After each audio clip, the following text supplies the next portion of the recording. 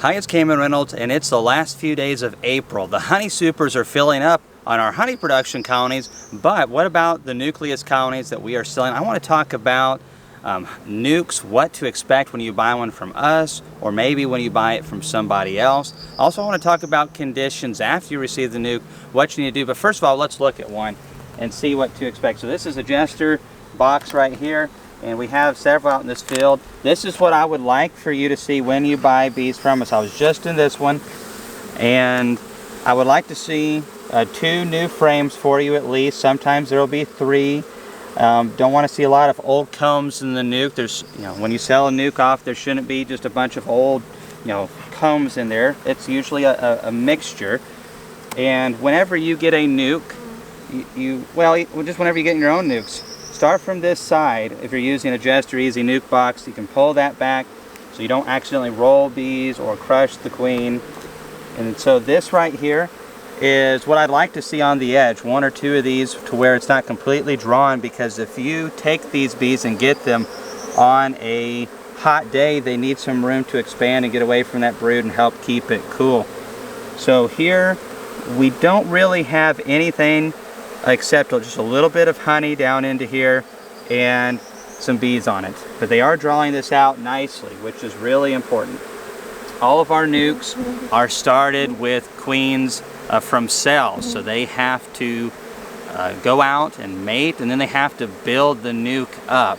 And I think that's really important, because a poor queen is not going to be able to build a nuke that looks good. And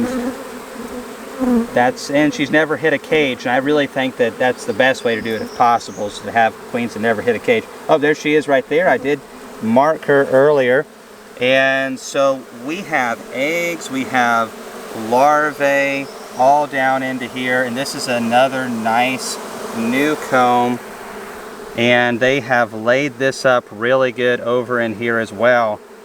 And so that's very young brood right there. So that's 1 frame of basically solid brood that's going to look beautiful here in less than 10 days when that's all capped, or very close to it. Now we have some brood right here. They're starting to cap this side. And this is another comb that is fairly young right here. This is definitely under a year. And we have more brood and all that. Now, one thing I'd like to point out, people ask this a lot, they see some cups like this right here, and that's very normal in a large colony. I was talking to somebody about this the other day. Now, if they've extended those out and they draw them and they're putting royal jelly in them, that's one thing, but it's very normal for colonies to have cups inside the hives. Those are just standard. And the stronger the hive is, typically the more of them that they will have. So something like this, I would expect to see at least half a dozen of those in there. Doesn't mean that they're using them, but they will be there. Now this is something I would like to see in a nuke that I purchased as well, is 1 good frame of capped brood if possible, and that way we know that we have some bees emerging soon. So we have different stages here. It's a balanced nuke. It's not, and for us, one of the balances that we have to kind of navigate is not letting them get too big. So if I don't sell this nuke this weekend, which I will be, but if I don't, then this is going to be way too strong, and it's going to swarm out on me, or swarm out on me, especially this time of the year.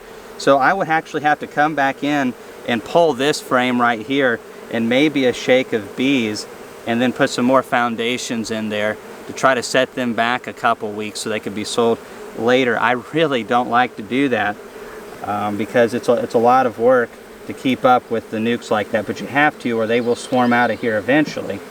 Now when folks get our nukes, and here's some brood actually on this frame too. There's just a little bit on that side, mostly food and bee bread, and they are finishing drawing the rest of this one out right here. So this is a really nice nuke.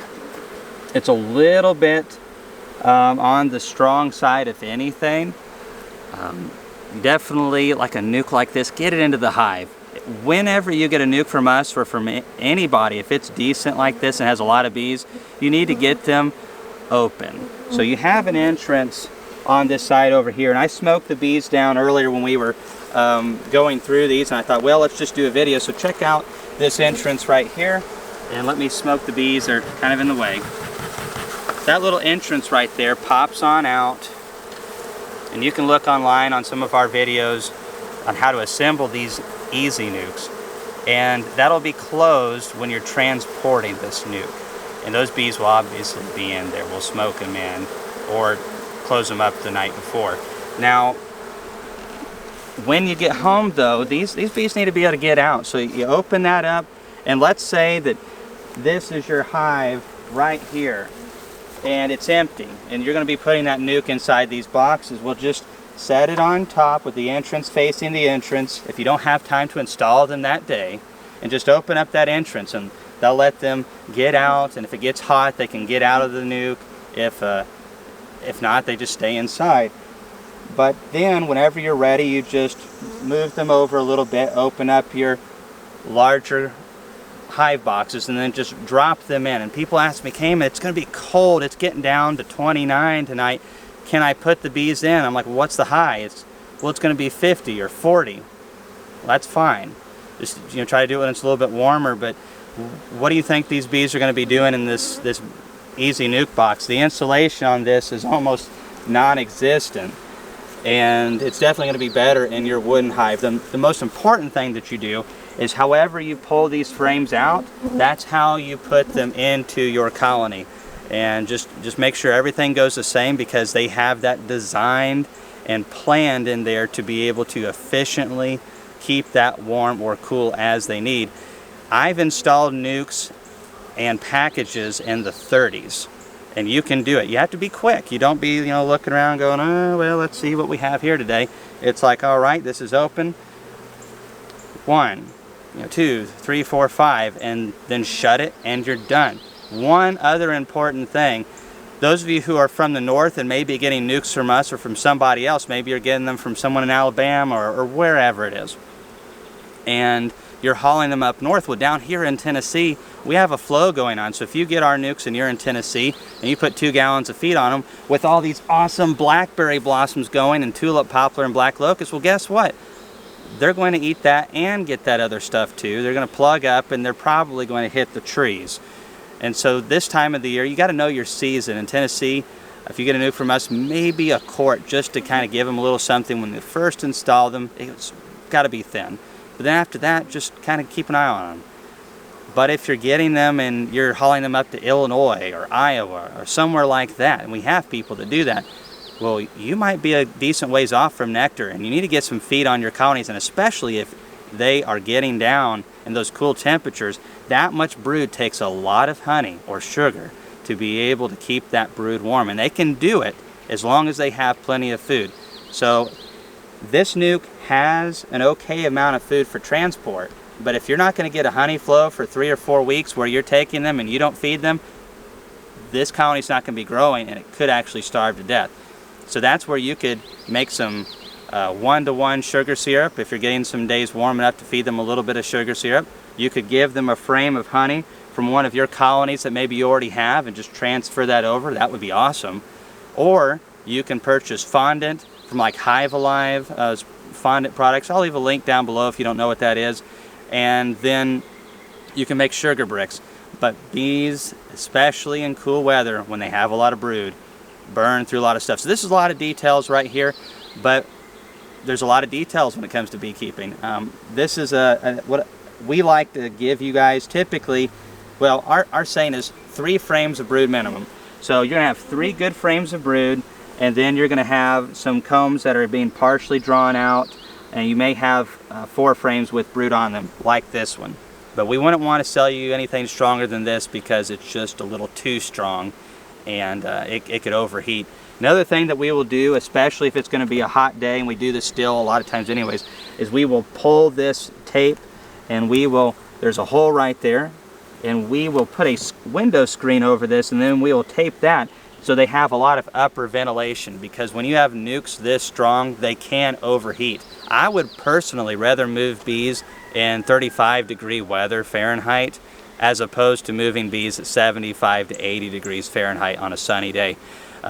These healthy, strong colonies, they're not going to chill if they're in these boxes with that many bees, but they can overheat for sure. And even though this Jester nuke box is designed to be well ventilated, when you have this closed up and you have a bunch of bees in there, especially if you have a lot of foragers, they're trying to get out. And they will be looking at the light in these holes, and they will try to get out of these holes and put their heads in them in the attempt to do so. And if they get hot, the more the bees are trying to find an escape to spread out. And in the process, they plug those holes and it's congested, and then they can overheat. Bees have a body temperature of like 102 degrees Fahrenheit, and the brood cannot get that hot. So anyways, lots of details. Maybe you learned something. If you need any nukes, send me an email. We have them available right now, and just I'll leave a link down below for that email and all that kinds of stuff. Thanks for watching this video. We'll see you in the next one.